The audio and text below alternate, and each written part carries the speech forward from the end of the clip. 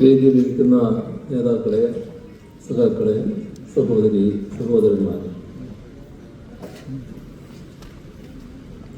പുതുതായി നിർമ്മിച്ച AKG സെൻ്ററിൻ്റെ ഔപചാരികമായ ഉദ്ഘാടനം എല്ലാവരുടെയും അനുമതിയോടെ നേരത്തെ നിർവഹിച്ചതായി ആദ്യമായി അറിയിക്കാം.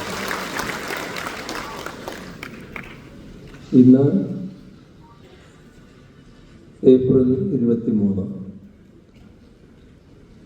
വിശേഷ ദിവസങ്ങൾ നോക്കിയാൽ ഇന്ന് ലോക പുസ്തക ദിനമാണ്.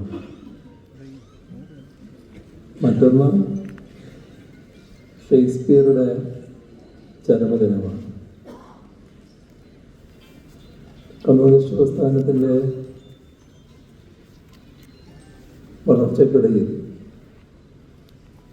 ജീവൻ വെടിയേണ്ടി വന്ന രക്തസാക്ഷികളുടെ പട്ടികയിൽ പ്രധാനപ്പെട്ടതാണ് കേരളം രക്തസാക്ഷികൾ. 1948 ഏപ്രിൽ 23 അവിടുത്തെ വെടിവെപ്പിൽ സഖാവ് പുന്നക്കോടൻ കുഞ്ഞമ്പു രക്തസാക്ഷിയാകുന്നത്. ഇതെല്ലാമാണ് ഈ ദിനത്തിൻ്റെ പ്രത്യേകത. ഈ പ്രത്യേകതകളെല്ലാം ആലോചിച്ചുകൊണ്ടല്ല ഞങ്ങൾ ഈ പരിപാടി വെച്ചത്. ഞങ്ങളിപ്പോൾ ഇരുന്ന് ആലോചിക്കുമ്പോൾ ഏതാണ് സൗകര്യരീതിയും നോക്കി അന്നേ നിശ്ചയിച്ച പരിപാടികൾ നടക്കുന്നുണ്ട്. ഇന്നലെ വയനാട്ടിലൊരു പരിപാടിയാണ്, നാളെ പത്തനംതിട്ടയിൽ പരിപാടിയാണ്. എന്നാൽ പിന്നെ ഇന്ന് ഒഴിവുണ്ടല്ലോ, ഇന്നായിക്കൂടെ എന്ന് ആലോചിച്ചു. അങ്ങനെ ഇന്ന് നിശ്ചയിക്കുകയാണ് ചെയ്തത്. അത് നേരത്തെ ഗോവിന്ദ മാഷ് തന്നെ വ്യക്തമാക്കിയിട്ടുണ്ട്. പക്ഷേ എവിടെയോ ഏതോ മൂലക്ക് ഈ ദിനത്തിൻ്റെ എന്തോ ഒരു പ്രത്യേകത വെച്ചുകൊണ്ട് അത് പഞ്ചാംഗം നോക്കി കണ്ടുപിടിച്ചിട്ടാണ് ഈ ആഫീസർക്കാരെ സ്വീകരിച്ച് വെച്ചത് എന്ന് കണ്ടുപിടിച്ച അവരുടെ ഗവേഷണ ബുദ്ധിക്ക് മുന്നിൽ നീണ്ടൊരു നമസ്കാരം പ്രവർത്തിക്കുന്നത്. പക്ഷെ അതൊന്നും ദേശീയ ഒരു പ്രസ്ഥാനമല്ലാലോ കമ്മ്യൂണിസ്റ്റ് പ്രസ്ഥാനം. അതെങ്കിലും മനസ്സിലാക്കാൻ അവർക്ക് കഴിയണമായിരുന്നു. ഇവിടെ AKG സെൻ്റർ പുതുതായി നിർമ്മിക്കേണ്ടി വന്നതിൻ്റെ സാഹചര്യം വിശദമായി തന്നെ വ്യക്തമാക്കി കഴിഞ്ഞിട്ടുണ്ട്. സഖാവ് AK ബാലനും സഖാവ് ഗോവിന്ദ മാസ്റ്ററും അത് വിശദമാക്കി കഴിഞ്ഞു. ഇനി വീണ്ടും അതിൻ്റെ വിശദാംശങ്ങളിലേക്ക് കടക്കാൻ ഞാൻ ഉദ്ദേശിക്കുന്നില്ല. പക്ഷേ ഒരു കാര്യം, ഇത്തരമൊരു പുതിയ സൗകര്യം വേണം എന്ന് ഞങ്ങളെല്ലാവരുടെയും മനസ്സിലുണ്ടായിരുന്നെങ്കിലും അത് യാഥാർത്ഥ്യമാക്കുന്നതിന് ഇടയാക്കിയത് സഖാവ് കോടിയേരി ബാലകൃഷ്ണനാണ്. അദ്ദേഹം ആണ് ഈ ഞങ്ങളുടെ കണ്ണൂരിൽ തന്നെയുള്ള സ്ഥലമാണ്. കാരണം ഞങ്ങളവിടെ എൻ്റെ തൊട്ടടുത്താണല്ലോ കുറേ കാലം താമസിച്ചുകൊണ്ടിരുന്നത്, ഇപ്പോഴും താമസിച്ചുകൊണ്ടിരിക്കുന്ന പറയുന്നത് എൻ്റെ തൊട്ടാണ്. പക്ഷെ ആ സ്ഥലം നമുക്ക് വാങ്ങാൻ സാധിക്കും എന്ന ധാരണ ആദ്യം അദ്ദേഹത്തിനാണ് ഉണ്ടായത്. അതൊരു വിവരത്തിൻ്റെ അടിസ്ഥാനത്തിലായിരുന്നു. അപ്പോൾ സ്വാഭാവികമായും അതിൻ്റെ മറ്റ് പരിശോധനകളിലേക്ക് കടക്കണമല്ലോ. അപ്പോൾ നിയമപരമായ കടലാസുകൾ പരിശോധിക്കാൻ എറണാകുളത്ത് തന്നെയുള്ള പ്രഗത്ഭരായ അഭിഭാഷകരെ ചുമതലപ്പെടുത്തി. അവർ പരിശോധിച്ച ഒരു പ്രശ്നമില്ല, ഏറ്റെടുക്കാവുന്നതാണ്, നമുക്ക് വാങ്ങാവുന്നതാണ് എന്ന് നിരൂപിക്കും. ഇതെല്ലാം അതത് ഘട്ടത്തിൽ പാർട്ടിയുടെ ശ്രദ്ധയിൽ അന്നത്തെ സെക്രട്ടറി എന്ന നിലയ്ക്ക് സഖാവ് കോടിയേരി ബാലകൃഷ്ണൻ കൊണ്ടുവരുന്നുണ്ടായിരുന്നു. അങ്ങനെയാണ് ഈ സ്ഥലം വാങ്ങാനുള്ള ധാരണയിലേക്ക് എത്തുന്നത്. അപ്പോഴാണ് നേരത്തെ സഖാവ് ബാലൻ പറഞ്ഞ രീതിയിലുള്ള ഒരു കേസിൻ്റെ പ്രശ്നം ഉയർന്നു വന്നു. അതിന് മുന്നിൽ ചില തർക്കങ്ങളുണ്ട്, പിന്നെയും ചില തർക്കങ്ങൾ പുതുതായിട്ട് ഉയർന്നു വന്നു. ഏതായാലും ഒരു നയപരമായ തടസ്സങ്ങളുമില്ലാതെ ആ സ്ഥലം ഏറ്റെടുക്കാൻ നമുക്ക് കഴിയും. ആ സ്ഥലത്ത് കെട്ടിടം നിർമ്മിക്കുന്ന പ്രശ്നം വന്നപ്പോൾ കെട്ടിടത്തിൻ്റെ മേൽനോട്ടം ആര് വഹിക്കണം, അതിൻ്റെ ആർക്കിടെക്റ്റ് ആരാവണം എന്നതിനെക്കുറിച്ച് പൊതുവെ പാർട്ടി തന്നെ ചർച്ച ചെയ്തു. അപ്പോൾ കൂടുതൽ പേരുകളൊന്നും വന്നില്ല. അത് ആ ഘട്ടത്തിൽ തന്നെ മഹേഷിൻ്റെ പേരാണ് വന്നത്. കാരണം ഇത്തരമൊരു കാര്യത്തിൽ പ്രാവീണ്യം തെളിയിച്ച ഒരു ആർക്കിടെക്റ്റാണ് മഹേഷ് എന്ന് നമ്മുടെ നാട്ടുകാർക്ക് എല്ലാവർക്കും, കെട്ടിടവുമായി ബന്ധമുള്ള എല്ലാവർക്കും അറിയാവുന്നത്. അതുകൊണ്ട് തന്നെ അദ്ദേഹത്തിൻ്റെ നേതൃത്വത്തിലാണ് കാര്യങ്ങൾ നിർവഹിക്കുന്ന നില വന്നത്. ഇന്നിപ്പോൾ അത് പൂർണ്ണതയിലെത്തിയിരിക്കുന്നു. എല്ലാ തരത്തിലും കേരളത്തിലെ കമ്മ്യൂണിസ്റ്റ് പ്രസ്ഥാനത്തിനും ഇടതുപക്ഷ പ്രസ്ഥാനത്തിനും നമ്മുടെ നാട്ടിലെ ഇടതുപക്ഷ ജനാധിപത്യ മുന്നണിക്കുമെല്ലാം അഭിമാനിക്കാൻ കഴിയുന്ന ഒരു സങ്കേതമായി CPIM-ൻ്റെ ആസ്ഥാനമായി ആ കെട്ടിടം തലയുയർത്തി നിൽക്കുകയാണ്. ഇതിന് സഹകരിച്ച, ഇതുമായി ബന്ധപ്പെട്ട് സഹായങ്ങൾ നൽകിയ എല്ലാവരോടും ഉള്ള കൃതജ്ഞത ഈ ഘട്ടത്തിൽ ഒന്നുകൂടി രേഖപ്പെടുത്തുന്നു. നമ്മുടെ പാർട്ടി നേരിടേണ്ടി വന്ന പ്രശ്നങ്ങളെക്കുറിച്ച് ഇവിടെ വിശദമായി പറഞ്ഞിട്ടുണ്ട്. പാർട്ടി പലവിധ വെല്ലുവിളികൾ നേരിട്ടുകൊണ്ടാണ് തുടക്കം മുതലേ പ്രവർത്തിച്ചു വന്നത്. പക്ഷെ ഇപ്പം നമ്മൾ വല്ലാത്തൊരു ദശാസന്ധിയിൽപ്പെട്ട് നിൽക്കുന്നൊരു ഘട്ടമാണ്.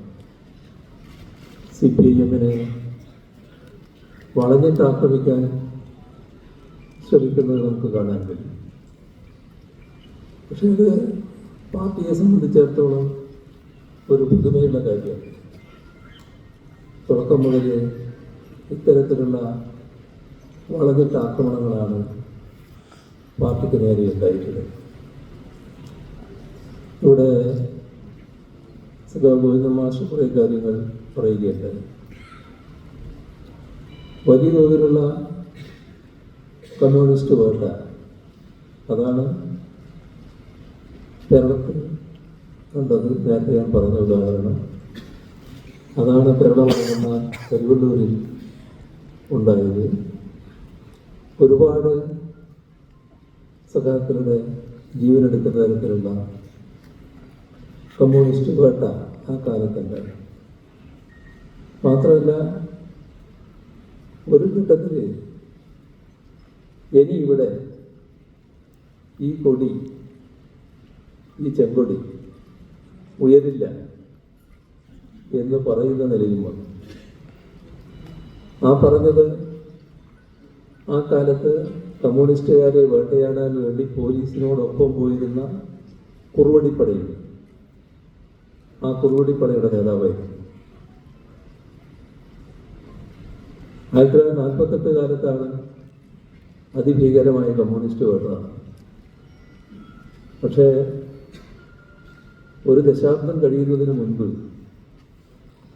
ഒരു ദശാബ്ദം എടുത്തില്ല, 1957 ഈ കേരളത്തിലെ ജനങ്ങൾ,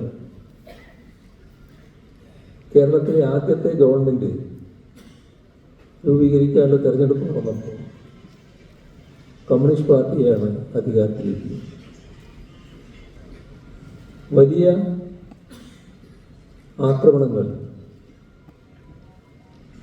കമ്മ്യൂണിസ്റ്റ് പാർട്ടിക്ക് നേരെ നടന്നപ്പോൾ ആ ആക്രമണങ്ങളെല്ലാം ഏറ്റുവാങ്ങേണ്ടി വന്നത് സാധാരണ ജനങ്ങളെ. ആ ആക്രമണങ്ങൾ ഏറ്റുവാങ്ങേണ്ടി വന്ന സാധാരണക്കാർ കമ്മ്യൂണിസ്റ്റ് പാർട്ടിയെ വെറുക്കുകയല്ല ചെയ്തു. എന്തുകൊണ്ടാണ് കമ്മ്യൂണിസ്റ്റുകാരുടെ നേരെ ഇത്തരത്തിൽ ആക്രമണം നടക്കുന്നത് എന്നതിനെക്കുറിച്ച് അവർ മനസ്സിലാക്കിയിരുന്നു. അവരുടേതായ പ്രശ്നങ്ങൾക്ക് വേണ്ടി ശബ്ദമുയർത്തുകൊണ്ടാണ്. ആരും അത്തരമൊരു ശബ്ദമുയർത്താത്ത നാട്ടിൽ അന്ന് തങ്ങൾക്ക് വേണ്ടി ശബ്ദമുയർത്തുന്നത് കമ്മ്യൂണിസ്റ്റുകാർ മാത്രമാണ്. അതുകൊണ്ടാണ് അവരാക്രമിക്കപ്പെടുന്നത്, അവർ കള്ളക്കേസിൽ പെടുന്നത്, അവരെ ജയിലിലടക്കുന്നത് എന്നെല്ലാം തിരിച്ചറിയാൻ ആ പാവങ്ങൾക്ക് കഴിഞ്ഞത്. അവരാണ് കമ്മ്യൂണിസ്റ്റ് പാർട്ടിയുടെ ഏറ്റവും കരുത്തുള്ള പിന്തുണക്കാരായിരുന്നത്. അങ്ങനെയാണ് 1957 കമ്മ്യൂണിസ്റ്റ് പാർട്ടി അധികാരത്തിൽ വരുന്നത്. ഇവിടെ ഒരു കാര്യം ശ്രദ്ധിക്കണം. ഈ പറഞ്ഞ 10 വർഷം മുൻപോ അല്ലെങ്കിൽ ആ ദശാബ്ദക്കാല അളവിലോ കമ്മ്യൂണിസ്റ്റുകാർ വിളിച്ചൊരു മുദ്രാവാക്യമുണ്ടായിരുന്നു. നമ്മുടെ നാട്ടിലെ കർഷകർ വിളിച്ചൊരു മുദ്രാവാക്യമുണ്ടായിരുന്നു, കൃഷിഭൂമി കൃഷിക്കാരന്. അന്ന് അവർ ജോലിയെടുക്കുന്ന കർഷക തൊഴിലാളികൾ ജോലിയെടുക്കുന്ന വയലേലകളെ കുറിച്ച് ആ തൊഴിലാളികൾ പാടിയ പാട്ടുണ്ടായിരുന്നു. പക്ഷേ അതെല്ലാം പുച്ഛിച്ച് തള്ളുകയും കൃഷിഭൂമി കൃഷിക്കാരന് ഈ കമ്മ്യൂണിസ്റ്റുകാർക്ക് ഭ്രാന്ത് തന്നെയാണ്, വെറുതെ എന്തെങ്കിലും പറഞ്ഞു നടക്കുക എന്നായിരുന്നു ആ കാലത്ത് എല്ലാ സമ്പത്തിൻ്റെയും അവകാശികൾ തങ്ങളാണെന്ന് ധരിച്ചിരുന്ന ഭൂവുടമകളും ജന്മികളും നാടുവാഴികളും കരുതിയിരുന്നു. കാരണം അവരുടെ കൂടെയായിരുന്നു ബ്രിട്ടീഷ് സാമ്രാജ്യത്വവും പിന്നീട് വന്ന കോൺഗ്രസ് ഗവൺമെൻറ്റുമൊക്കെ. പക്ഷേ 10 വർഷം കഴിയുമ്പോൾ അത് യാഥാർത്ഥ്യമാകുന്നത് നമ്മൾ കണ്ടു. 1957 അതേവരെ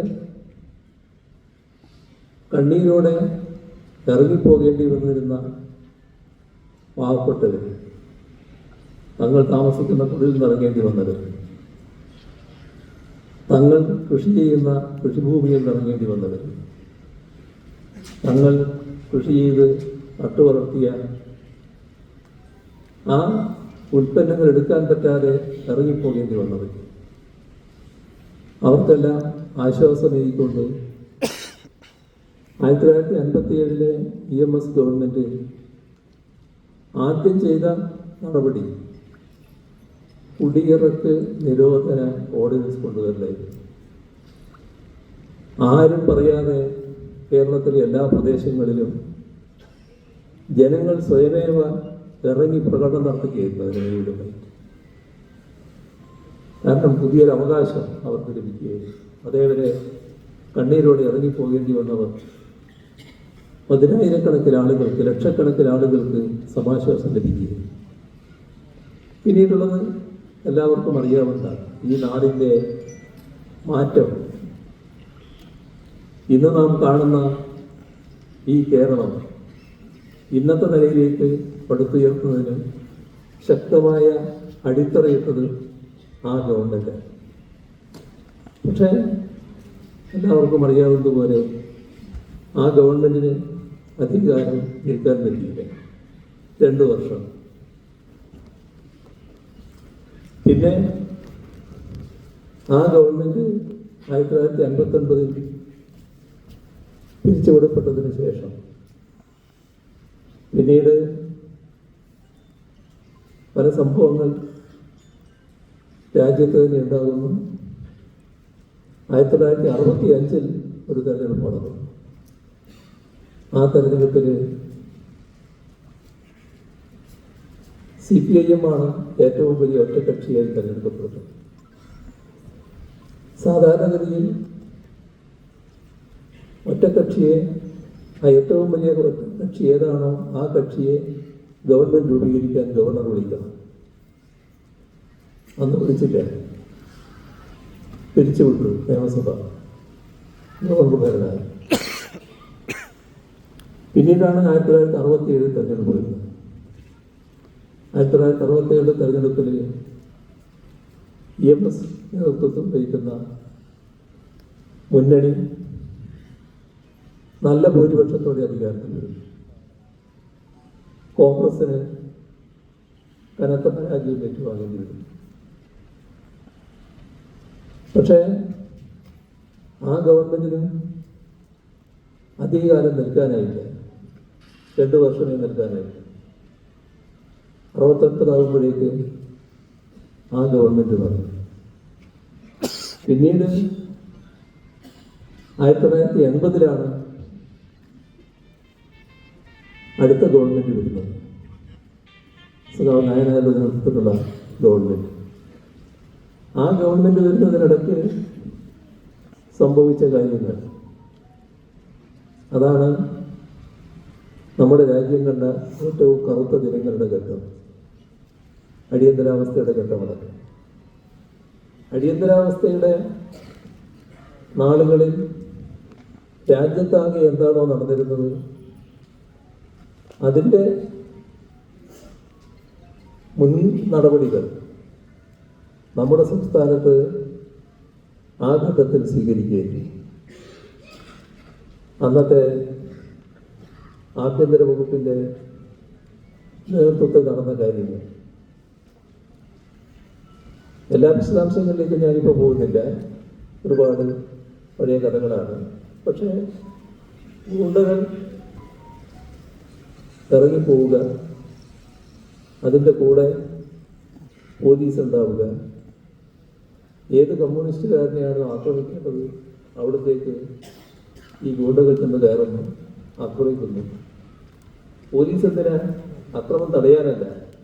ഈ ആക്രമിക്കപ്പെടുന്നവർ അഥവാ തിരിച്ചെന്തെങ്കിലും ചെയ്തു കളഞ്ഞെങ്കിൽ അവരെ നേരിടാനാണ് പോലീസ്. ഇതായിരുന്നു ആ കാലം. അത് കഴിഞ്ഞാണ് അടിയന്തരാവസ്ഥയുടെ ഘട്ടം വരുന്നത്.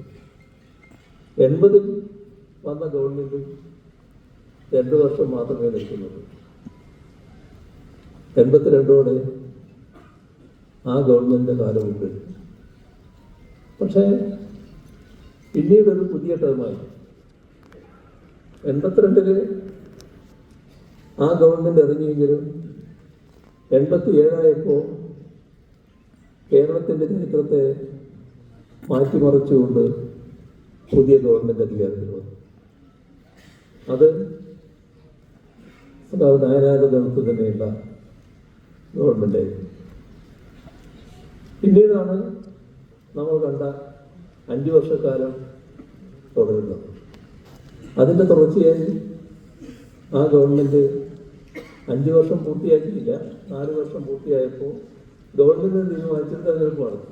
സാധാരണ 5 വർഷം പൂർത്തിയാക്കുന്നതിന് വിഷമമില്ല.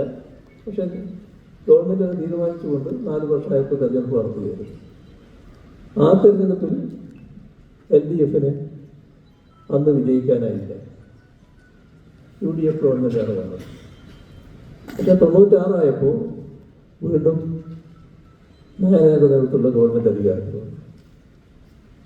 പിന്നീട് 2006 ആ 1996 വന്ന ഗവൺമെന്റ് 2001 തെരഞ്ഞെടുപ്പിൽ പരാജയപ്പെട്ടു. UDF വന്നു. 5 വർഷം കാലയളവാണ് ഓരോ ഗവൺമെന്റും. പിന്നീട് 2006 VSന് നേതൃത്വത്തിലുള്ള ഗവൺമെന്റ് അധികാരത്തിൽ വന്നു. 2011 നമ്മൾ വിജയത്തിനടുത്തെത്തി പരാജയപ്പെട്ടു പോകുന്ന അവസ്ഥയുണ്ട്. അതിൻ്റെ തുടർച്ചയായാണ് 2016 എത്തുന്നത്. പക്ഷേ ഈ കാലഘട്ടത്തിലെല്ലാം നടന്നൊരു കാര്യമുണ്ട്. ഓരോ ഘട്ടത്തിലും ഇടതുപക്ഷ ഗവൺമെന്റുകൾ, ഇടതുപക്ഷ ജനാധിപത്യ മുന്നണി ഗവൺമെന്റുകൾ നാടിൻ്റെ പുരോഗതിക്ക് ആവശ്യമായ കാര്യങ്ങളാണ് ചെയ്തത്. അതിനെ തകർക്കുന്ന സമീപനമാണ് പിന്നീടുള്ള ഗവൺമെന്റുകൾ സ്വീകരിച്ചത്. ആ ഗവൺമെന്റുകൾ നാടിനെ തകർക്കുന്ന പലവിധ നടപടികൾ എന്തുകൊണ്ടാണ് അവർ ആഗ്രഹിക്കുന്ന രീതിയിൽ നാടിനെ തകർക്കാൻ പറ്റാതിരുന്നത്? അതിശക്തമായ ഭൂജന പ്രക്ഷോഭം അതിനെതിരെ നടന്നു. വലിയ പ്രക്ഷോഭങ്ങളാണ് നമ്മുടെ നാട്ടിൽ CPIM-ൻ്റെയും ഇടതുപക്ഷത്തിൻ്റെയും LDF-ൻ്റെയും നേതൃത്വത്തിൽ നടന്നിരുന്നത്. വർഗപൂജന സംഘടനകളുടെ നേതൃത്വത്തിലും അതിശക്തമായ പ്രക്ഷോഭങ്ങൾ നടന്നിരുന്നു. എല്ലാ മേഖലകളിലും നടന്നിരുന്നു. അത് ഏതെങ്കിലും ഒരു വിഭാഗം മാത്രമല്ല. നമ്മുടെ സാധാരണ സർക്കാർ ജീവനക്കാർ വലിയ പ്രക്ഷോഭങ്ങൾ നടത്തേണ്ടി വരില്ലായിരുന്നു. പക്ഷേ സർക്കാർ ജീവനക്കാർക്കടക്കം ആ ഘട്ടത്തിൽ കടുത്ത പ്രക്ഷോഭത്തിൽ ഏർപ്പെടേണ്ടി വന്നു. കാരണം അത്തരത്തിലുള്ള ക്രൂരമായ നടപടികൾ ആയിരുന്നു സർക്കാർ ജീവനക്കാരുടെ നേരെ അടക്കം വന്നിരുന്നത്. ഇതിനെല്ലാം നല്ല രീതിയിൽ പ്രതിരോധിക്കാൻ കഴിഞ്ഞതുകൊണ്ടാണ് വലതുപക്ഷം ആഗ്രഹിച്ച രീതിയിൽ കേരളം തകരാതിരുന്നത്. ഈ ഓരോ 5 വർഷം കൂടുമ്പോഴും അധികാരത്തിലെത്തിയ LDF ഗവൺമെൻറ്റിൻ്റെ ആദ്യ വർഷങ്ങളിൽ ചെയ്യാനുള്ളത് തകർത്ത കേരളത്തെ വീണ്ടെടുക്കലാണ്. അപ്പോഴേക്ക് 1-2 വർഷം പോകും. പിന്നീടുള്ള 2-3 വർഷമാണ് കേരളത്തിൻ്റെ പൊതുവായ വളർച്ചയ്ക്ക് വേണ്ടിയുള്ള നടപടികൾ സ്വീകരിക്കാൻ പറ്റും.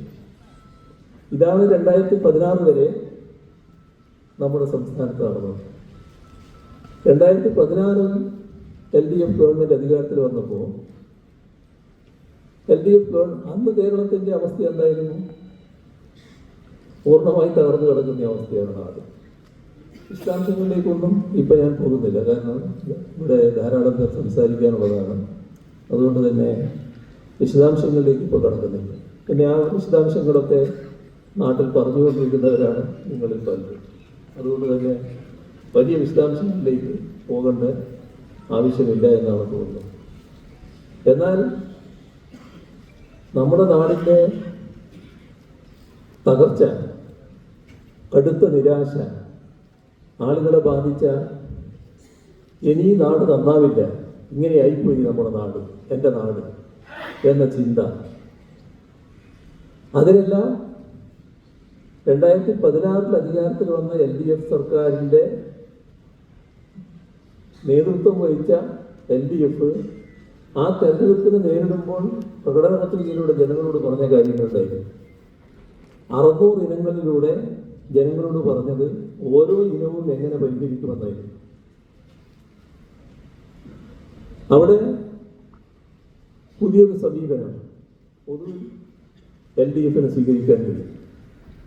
പറഞ്ഞ കാര്യങ്ങൾ പൂർണ്ണമായും പ്രാവർത്തികമാക്കുക. എത്രത്തോളം പ്രാവർത്തികമായി എന്നത് ഓരോ വർഷം കൂടുമ്പോൾ ജനങ്ങളെ അറിയിക്കുക. അങ്ങനെയാണ് കാര്യങ്ങൾ ജനങ്ങളുടെ അടുത്തേക്ക് എത്തിയത്. പൂർണ്ണമായി ജനങ്ങൾ മനസ്സിലാക്കി എന്താണ് നടക്കുന്നത്. നടക്കില്ല എന്ന് കരുതിയിരുന്ന ഒരുപാട് പദ്ധതികൾ നമ്മുടെ നാട്ടിൽ പ്രാവർത്തികമായി. നാഷണൽ ഹൈവേ അന്ന് നടക്കില്ല എന്നാണ് എല്ലാവരും കരുതിയത്. ഇപ്പോൾ ആരെങ്കിലും അങ്ങനെ പറയുമോ? മഞ്ചേശ്വരം മുതൽ ഇങ്ങോട്ട് പാറശാല വരെ യാത്ര ചെയ്യുന്ന ഏതൊരാൾ യാത്ര ചെയ്യുമ്പോൾ മനസ്സിന് വല്ലാത്തൊരു കുളിർമയിലെ അനുഭവപ്പെടുന്നത്. പണി നടന്നുകൊണ്ടിരിക്കുകയാണ്, എന്നാൽ ചിലയിടത്ത് പണി പൂർത്തിയായിരിക്കും.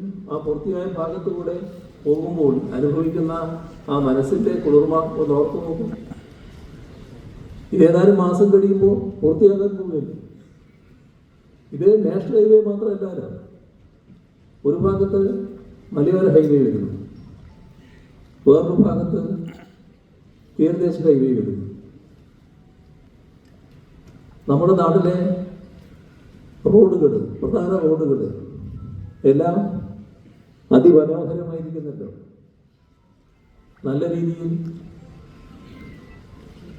യാത്രാ സൗകര്യം വർദ്ധിച്ചിരിക്കുന്നല്ലോ. എങ്ങനെയാണ് ഇത്തരത്തിൽ മാറ്റം ഉണ്ടാക്കാൻ നമുക്ക് കഴിഞ്ഞത്? നമ്മുടെ നാട്ടിലെ വിദ്യാഭ്യാസ രംഗം തകർന്നു പോയിരിക്കില്ലേ? തീർത്തും തകർത്തി എന്നായിരുന്നല്ലോ. പൊതുവിദ്യാലയങ്ങളിലെ കുട്ടികൾ പോകാത്ത അവസ്ഥയായിരുന്നില്ലേ? 5 ലക്ഷം കുട്ടികളല്ലേ കൊഴിഞ്ഞു പോയിരുന്നത്. ഇപ്പോ പൊതുവിദ്യാലയങ്ങൾ നോക്കിയാൽ എല്ലായിടങ്ങളിലും നല്ല മാറ്റമില്ലേ? മനോഹരമായ കെട്ടിടങ്ങൾ കിടക്കുന്നു, പുതിയ ലാബ്, പുതിയ ലൈബ്രറി, മറ്റ് സൗകര്യങ്ങൾ എല്ലാം വന്നിരിക്കുന്നു. ക്ലാസ് മുറികൾ ഹൈടെക്കായി കിടക്കുന്നു, സ്മാർട്ട് ക്ലാസ് റൂമുകൾ, ഹൈടെക് സ്കൂളുകൾ. ഇന്നലെ ഞാൻ നേരത്തെ പറഞ്ഞല്ലോ, വയനാട്ടിലൊരു പരിപാടിയായിരുന്നു. വയനാട് ജില്ലയിലെ മുഴുവൻ സ്കൂളുകളും ഹൈടെക്കായിരിക്കുകയാണ്. ഇതാണ് നമ്മുടെ നാടിൻ്റെ അവസ്ഥ. ഇത്തരത്തിലുള്ള മാറ്റങ്ങളാണ് ഉണ്ടായിട്ട്. ഉന്നത വിദ്യാഭ്യാസ മേഖലയിൽ 2016 നമ്മുടെ ഏതെങ്കിലും ഒരു വിദ്യാഭ്യാസ സ്ഥാപനം, അത് യൂണിവേഴ്സിറ്റി ആവട്ടെ, കോളേജ് ആവട്ടെ, ഏതാവട്ടെ, ഇന്ത്യയിലെ ആദ്യത്തെ കുറേ എണ്ണത്തിൻ്റെ ആ പട്ടികയിൽ എടുക്കാറുണ്ടായിരുന്നില്ല. വളരെ പുറകിലായിരുന്നു നമ്മൾ. അത് 10, 20, 50 പറഞ്ഞില്ല, 100ൻ്റെയും പറഞ്ഞില്ലായിരുന്നു. 2016 അധികാരത്തിൽ വന്ന LDF ഗവൺമെന്റിന്റെ ഭാഗമെന്ന നിലയ്ക്ക് നമ്മുടെ യൂണിവേഴ്സിറ്റി വൈസ് ചാൻസലർമാർ യോഗം വിളിച്ചു. ആ യോഗത്തിൽ അവരോട് പറഞ്ഞ ഒറ്റ കാര്യങ്ങൾ, ഇതാണ് ഇപ്പോഴത്തെ സ്ഥിതി, ഇതിൽ നമുക്ക് മാറ്റം വരുത്താനാവണം, ഇതിന് മാറ്റം വരണം, വല്ലാതെ പറഞ്ഞിൽ കിടക്കരുത്, ആദ്യത്തെ കുറേ എണ്ണത്തിലെങ്കിലും നമ്മൾ ഉണ്ടാവും. അന്ന് ആദ്യത്തെ 100 കടപ്പിടിക്കാനാണ് മനസ്സിൽ തോന്നുന്നത്. പക്ഷേ അത്രത്തോളം പറഞ്ഞില്ല, അതിനേക്കാളും കുറച്ചുകൂടി മുമ്പോട്ട് വരണമല്ലോ. എന്തായി ആ ശ്രമം? ഇപ്പോ നമ്മുടെ രാജ്യത്തെ യൂണിവേഴ്സിറ്റികൾ എടുത്താൽ അതിൻ്റെ പൊതു യൂണിവേഴ്സിറ്റികളുടെ റാങ്കിങ് കണക്കാക്കിയാൽ ആദ്യത്തെ 12 നമ്മുടെ 3 യൂണിവേഴ്സിറ്റികളുണ്ട്. 9 കേരള, 10 കൊച്ചി, 11 മഹാത്മാഗാന്ധി, 43 കാലിക്കറ്റ് യൂണിവേഴ്സിറ്റി. നമ്മുടെ കോളേജുകൾ പലതും നല്ല നിലവാരത്തിലേക്ക് എത്തിയിരിക്കുന്നു. ഇതാണ് അവസ്ഥ. ആദ്യത്തെ 100-ൽ തന്നെ 16 കോളേജുകൾ സ്ഥാനം പിടിച്ചിരിക്കുന്നു. ആ നിലയിലേക്ക് കാര്യങ്ങൾ മാറിയിരിക്കുന്നു. എങ്ങനെയാ മാറ്റം വന്നത്? നമ്മുടെ ആരോഗ്യരംഗം എന്തായിരുന്നു 2016-ലെ അവസ്ഥ? 2016 എല്ലാം ഇല്ലാത്ത അവസ്ഥയായിരുന്നല്ലോ. ഡോക്ടറില്ല, നേഴ്സില്ല, സ്റ്റാഫില്ല, മരുന്നില്ല, മറ്റ് ആശുപത്രിയിൽ വേണ്ട കാര്യങ്ങളില്ല. ഇല്ല എന്ന പല്ലവി മാത്രമായിരുന്നില്ല. അവിടെയാണ് ആർദ്രം മിഷൻ പ്രവർത്തിച്ചത്.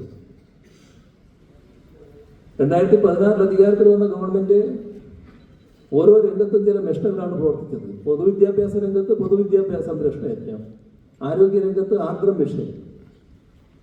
ആ ആർദ്രം മിഷന്റെ ഭാഗമായി നടന്ന കാര്യങ്ങൾ ആകെ വിവരിക്കലായിരിപ്പോ. എന്താണ് വന്ന മാറ്റം? ആ മാറ്റമാണ് നമുക്ക് ദേശീയ തലത്തിലും അന്താരാഷ്ട്ര തലത്തിലും കേരളം എന്ന സംസ്ഥാനത്തെ ആശ്ചര്യത്തോടെ നോക്കിക്കാണുന്നതിനിടയാക്കി. അതിനിടയാക്കിയത് കോവിഡ് മഹാമാരിയാണ്. കോവിഡ് മഹാമാരിയുടെ ഘട്ടത്തിൽ വലിയ സമ്പദ് രാഷ്ട്രമെന്ന് കണക്കാക്കുന്നവർ തന്നെ വീടുപോയി, മുട്ടുകുത്തിപ്പോയി. ആവശ്യത്തിനുള്ള സൗകര്യങ്ങളില്ല, ഒരുക്കിയിട്ടില്ല. എന്നാൽ കോവിഡ് മഹാമാരി മൂർത്തിക ദശയിൽ കിടക്കുമ്പോഴും നമ്മുടെ കേരളം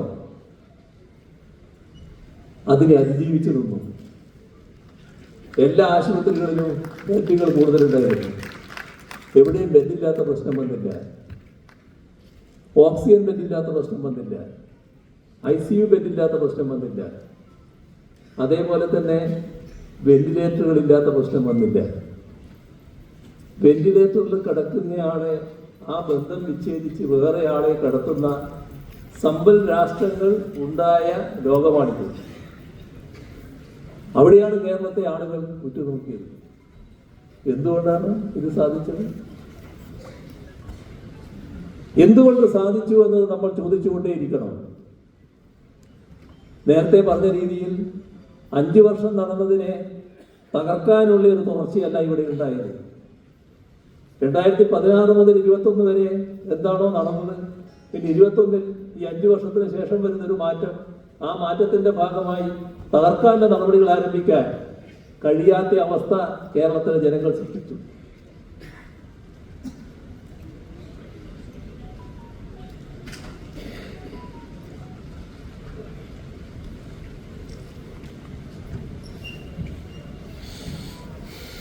അതാണ് തുടർ ഭരണത്തിന്റെ പ്രത്യേകത.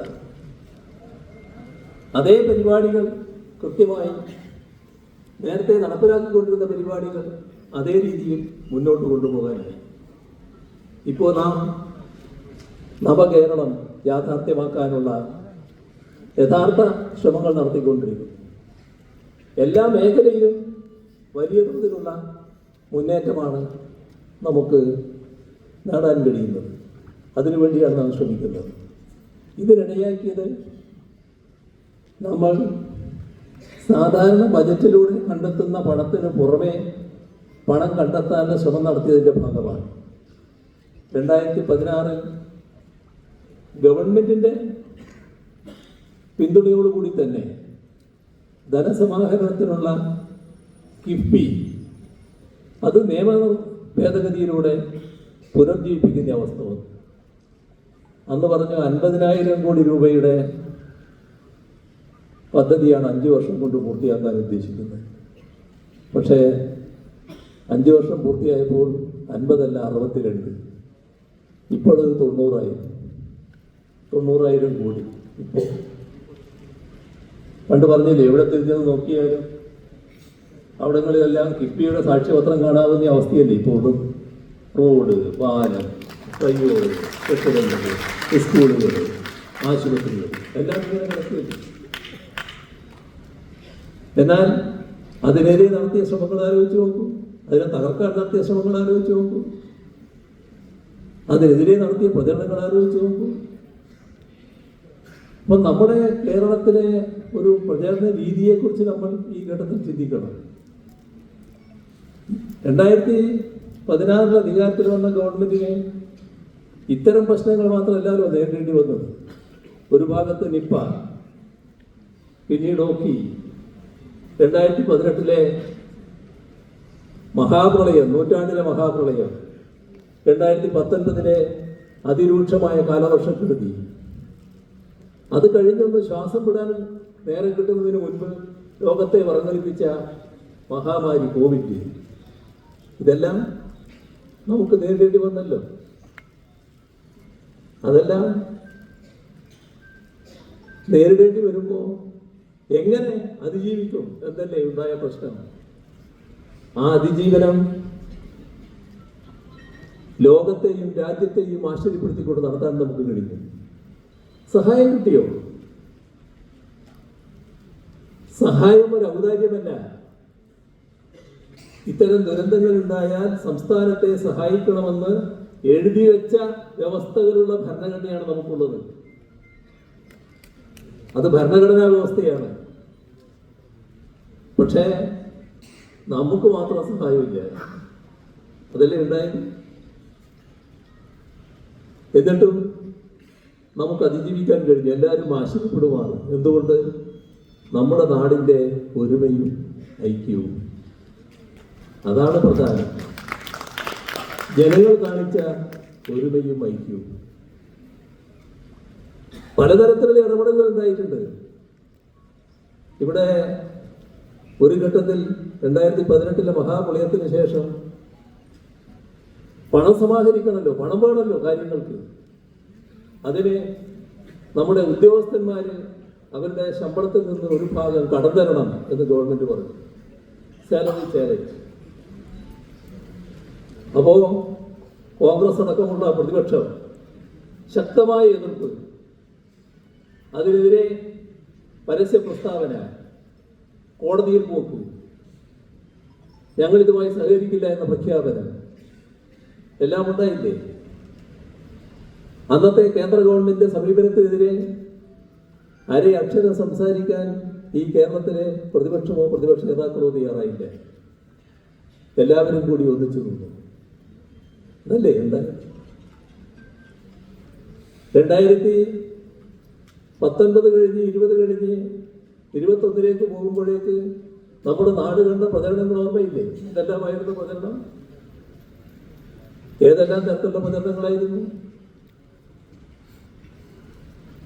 എന്ത് ഹീനമായ പ്രചരണവും നടത്താൻ മടിയില്ല എന്ന അവസ്ഥയിലേക്ക് നമ്മുടെ നാട്, പ്രത്യേകിച്ച് വലതുപക്ഷം അധപ്പതിക്കുന്ന നിലയല്ലേ ഉണ്ടായത്? ജനങ്ങളെ ആകെ തെറ്റിദ്ധരിപ്പിക്കാൻ കഴിഞ്ഞുവെന്ന വിശ്വാസത്തിലായിരുന്നില്ലേ അവര്? പക്ഷെ ജനങ്ങള് തെറ്റിദ്ധരിച്ചോ? ജനങ്ങളുടെ അനുഭവത്തിലുള്ളതല്ല ഇതൊക്കെ. 2016 നമ്മുടെ നാട്ടില് 600 രൂപ ക്ഷേമ പെൻഷൻ കിട്ടിയിരുന്ന ആളുകള് 18 മാസത്തെ കുടിശ്ശികയായിരുന്നു. ആദ്യത്തെ ഗവൺമെന്റ്, ഞങ്ങള് മന്ത്രിസഭാ യോഗം ചേർന്ന് ആദ്യമെടുത്ത തീരുമാനം ആ കുടിശ്ശിക കൊടുത്തു തീർക്കുക എന്നുള്ളതായിരുന്നു. അത് 18 മാസത്തെ കുടിശ്ശികയായിരുന്നു. പിന്നീട് അവിടുന്ന് വർധനവ് തുടങ്ങി 1600 നിന്നത്. ആ ജനങ്ങളോട് മറ്റേ ചെമ്പില് ബിരിയാണിയാണെന്ന് പറഞ്ഞാൽ അവർക്ക് അത്ര വേഗം ദേഷ്യോ? അവർക്കറിയാലോ എന്താണ് കാര്യം എന്നുള്ളത്. നാട്ടിലുണ്ടായ മാറ്റങ്ങൾ നേരിട്ട് അനുഭവിക്കുന്നവരല്ലേ അവര്. അവർക്കറിയാലോ കാര്യങ്ങൾ. നാടിനോട് പ്രതിബദ്ധത ഉണ്ടാകലാണ് പ്രശ്നം. ഇവിടെ ബാലൻ പറയുമ്പോ ഈ AKG സെന്ററിന് നേരെ ആക്രമണം നടന്നൊരു കാര്യം പറയുന്നുണ്ടായിരുന്നു.